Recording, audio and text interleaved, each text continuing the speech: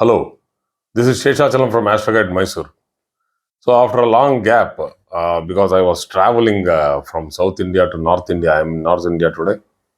So I could not do my continuation of my videos. So I have come back. I have resumed without the board, but I am continuing the subject of understanding malefics for the different signs in the zodiac. And today we will be explaining the sign of Scorpio, the ascendant sign of Scorpio, and the malefics which are associated with this sign of Scorpio. So it would be difficult for you people to simply, visualize. Many people can do that. It's not that people cannot visualize at all. There are only 12 houses, 12 signs, and only, seven lordships, starting from Sun till Saturn. Not much to visualize, but still sometimes it becomes complicated.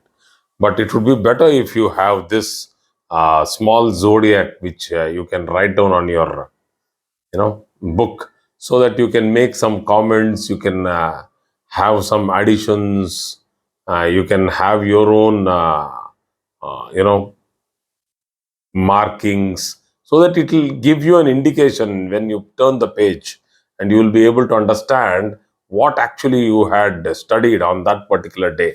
So notes are that when you make notes, you have to make your peculiar markings, your peculiar notes, so that when you see that particular mark, you'll understand why you made that star there, why did you put that arrow there. So coming to the sign of Scorpio, the lord of Scorpio is Mars.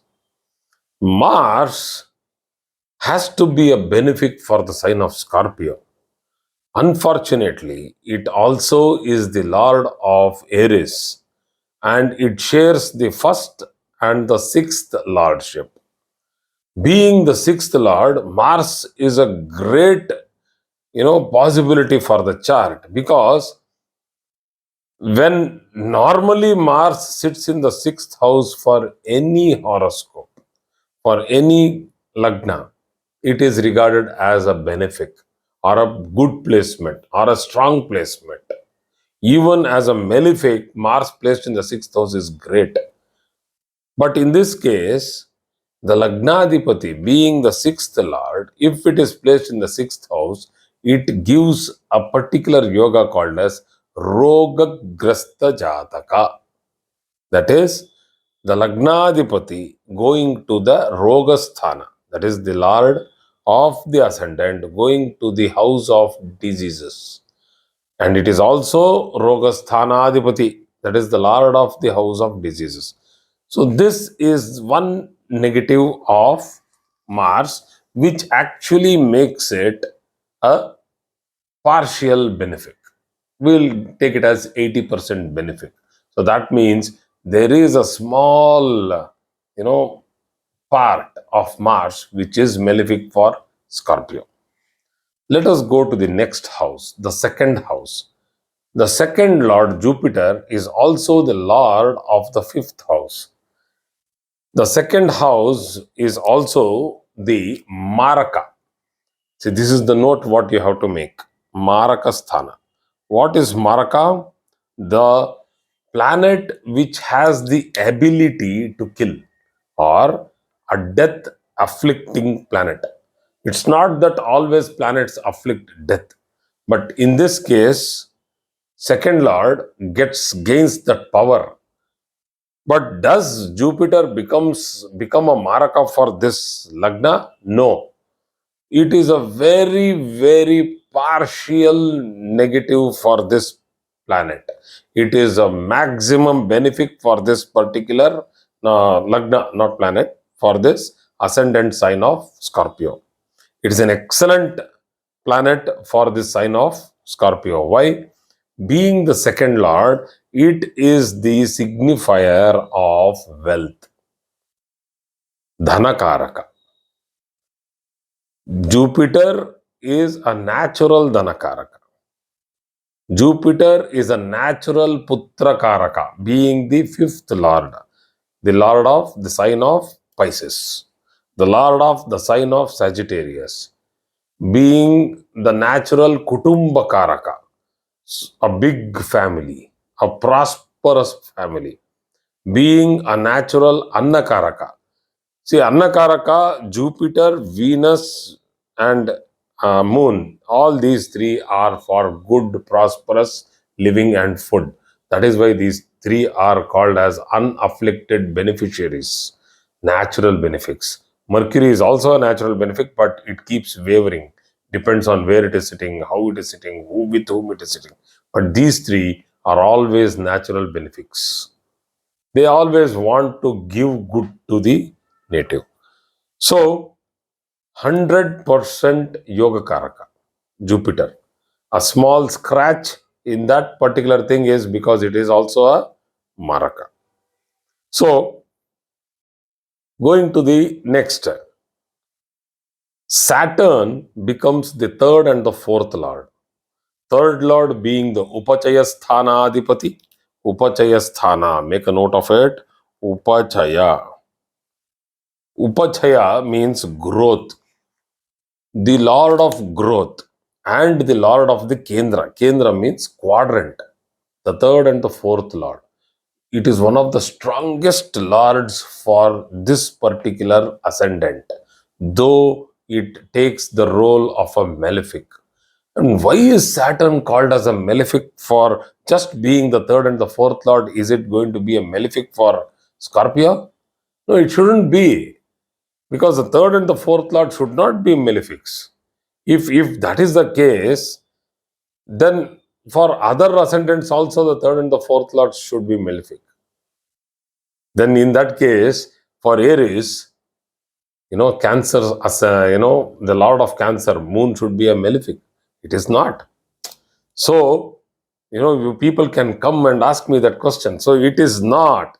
So Saturn is not a malefic to Aries only because it is the third and the fourth lord, but it is a malefic because it is an enemy to Mars.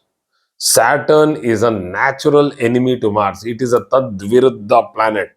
The significations of Saturn and the significations of Mars are Tadviruddha, direct opposites, extreme opposites. They do not match. Saturn, slow moving. Mars, fast moving. Saturn, sober. Mars, aggressive. Saturn takes things as it comes. Mars cannot wait. It will take things in its own hands. Saturn waits for things to happen and then thinks on what to do. It thinks, plans, and executes ahead, because Saturn uses experience. Mars uses skills. It does not wait for opportunities, it creates opportunities. Both are positives. A Saturn is an old man with all the grit and all the experience, and he knows what to do, when to do, and how to do. He has full experience. Mars does not have the experience, but he has the strength, the power, and the skill to execute. So that gives him the confidence. But they are opposites. So when opposites, they are enemies. They don't like each other. So Saturn for this ascendant, until and unless it is giving you a Raja Yoga, like for example, Saturn sitting in Aquarius for uh, Scorpio, giving rise to Sasa Yoga, it is not a benefic. So let us give 50% of benefic results to Saturn and 50% of malefic results to Saturn, because it will drag and give too much of delay to Mars, who wants to run, gallop, and hop, and go very fast in life. Saturn doesn't allow. It will tie him down, and he will feel too much, stagnated in his job. He will start crying. That is the difficulty what people see in every day to day life.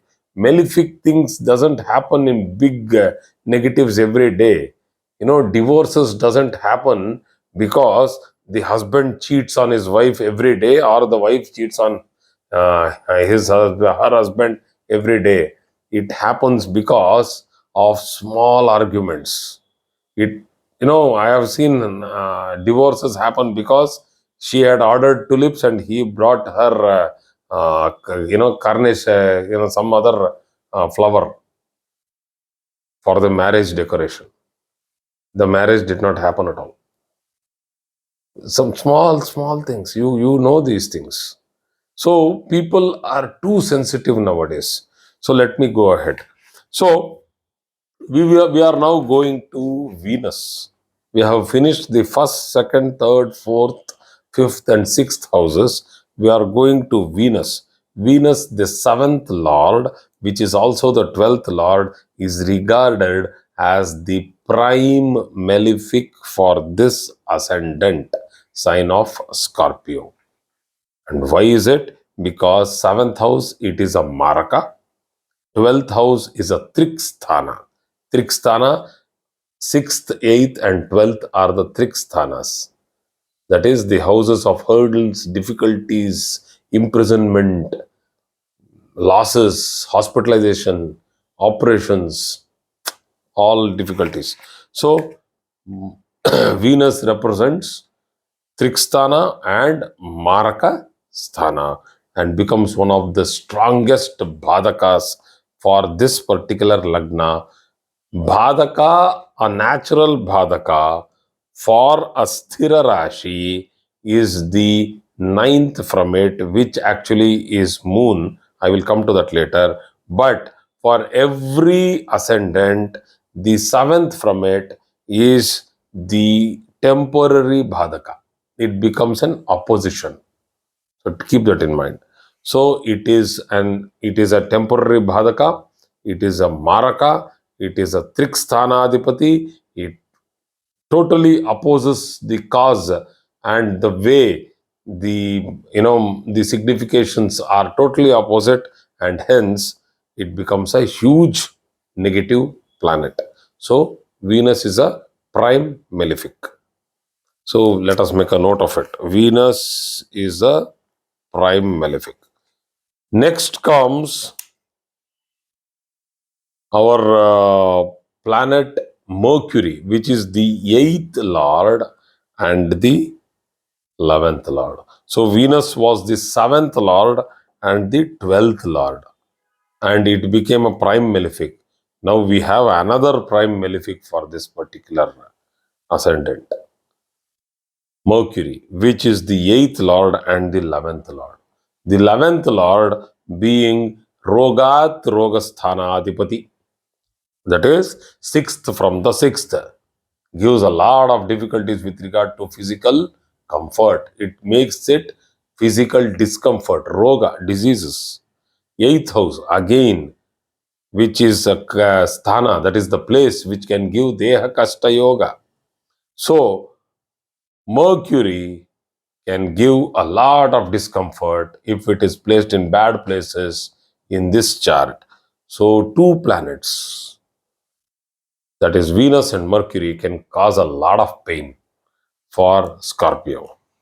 So, we have Mercury plus Venus as prime malefics. Double trouble. That is the title for today's chart or today's talk. So, coming to Moon, though it is a Badaka, being the ninth lord, hence, due to it not having any other dual lordship and being a Bhagyasthanadipati, Moon does not become a Badaka for this chart. It is a Bhagyasthanadipati, and mind it, Moon gets debilitated in Scorpio and it does not trouble Scorpio. Try to understand. Moon becomes weak in Scorpio, and Mars is a beautiful, fantastic friend with Moon. Moon and Mars give rise to a fantastic yoga called as Chandramangala Yoga, which is a yoga for excellent business and very good entrepreneurship. So, this yoga of Moon being the ninth lord in this chart of Scorpio Ascendant will give 100% Yogakaraka results. That means Moon does not have even 1% of negativity for Scorpio until and unless it is totally, destroyed in the chart, and with a very malefic like Saturn, or, a malefic like Mercury, which can give anxiety syndromes, bipolarity, so going to the eighth house along with Mercury. So, let us not go to the negatives. Let us only talk positive today, because already two prime malefics are there in this Lagna. Going to the last planet, not the least, the Sun. Sun, the 10th Lord, though it is giving rise to Kendra Adipatya Dosha, because it has only one house, that is the 10th house, it will not give rise to Kendra Adipatya Dosha in this case. Why, sir? Sudden question. Why, sir? Sun should give rise to Kendradipatya dosha. That is because it takes, it borrows ARIES for exaltation. It borrows the sign of Mars for exaltation. Why should it trouble Mars at any cost? So, even for Aries or for Scorpio, Sun will never trouble. It is a fantastic planet for this particular ascendant. And see, the funny thing here, Amavasya is a good combination for this particular chart. Try to understand Amavasya, because it is a Dharma Karma Adipati Yoga, ninth Lord and 10th Lord joining together, Moon and Sun joining together, giving rise to Dharma Karma Adipati Yoga. These people will have the best righteous way of thinking, and they will never require external support for any great, charity work or whatever work they want to do. They will do it with good spirit. So, thank you very much for today's class. And as we said, there are two prime malefics for the sign of Scorpio. Thank you.